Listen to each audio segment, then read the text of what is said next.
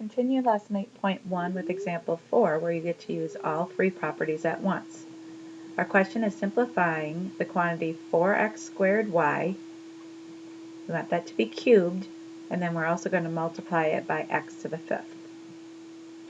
So for our solution, we want to show that 4x squared y cubed times x to the fifth is equal to 4 cubed times x squared cubed times y cubed, taking apart each one of the product, and multiplying that by x to the fifth. Now, to do that, we can do some simplifying. The power of a power, so we can go ahead and 4 cubed 64. Now here we're going to add our multiply our exponents to get x to the 6th. We still have our y cubed and our x to the 5th. But you'll notice we again have some like terms there.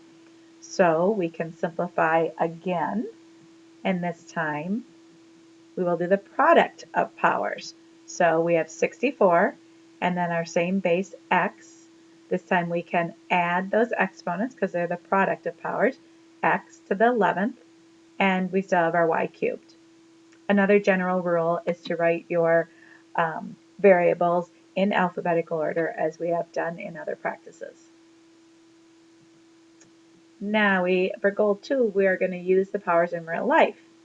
And it says some farmers use center pivot irrigation, which is a sprinkler system that revolves around the center pivot. The large irrigation circle helps farmers to conserve water, maximize crop yield, and reduce the cost of pesticides.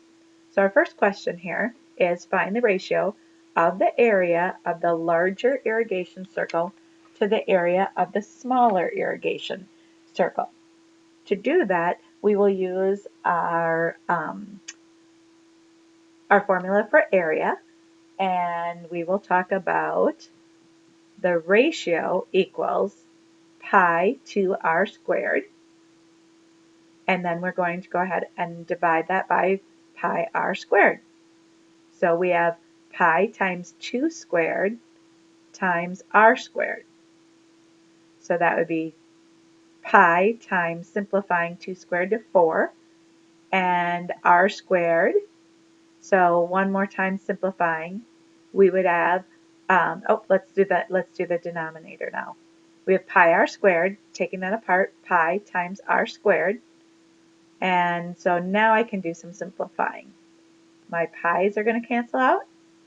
My r squares are going to cancel out, leaving me with 4 over 1. So to write a general statement about doubling the radius of an irrigation circle, doubling the radius of the irrigation circle makes the area 4 times as large. Our last example is going to be using the product of powers property in probability.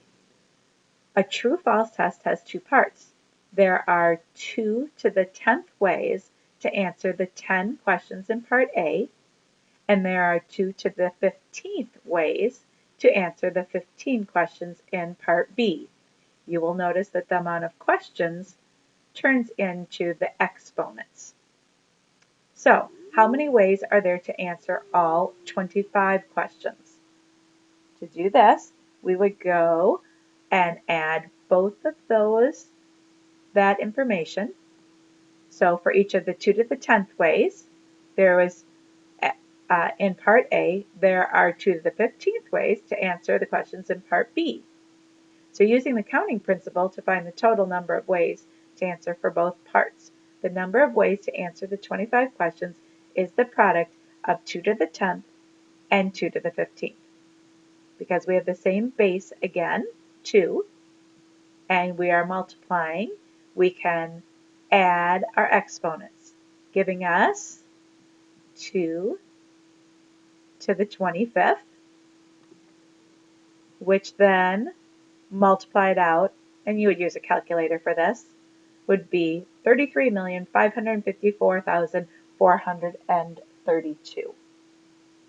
So, simply, the number of ways to answer the 25 questions is only over 33 million ways. That should make you feel much better about multiple choice tests.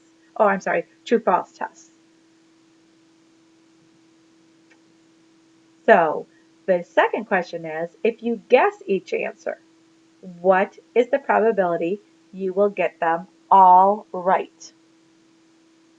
So probability this time we would figure out by ways to get all the right answers over ways to answer.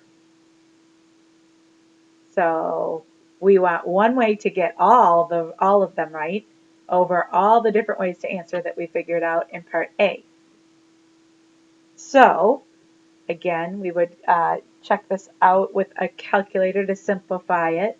So the probability of guessing and getting all answers correct is about, and you can see that decimal is very, very, very small.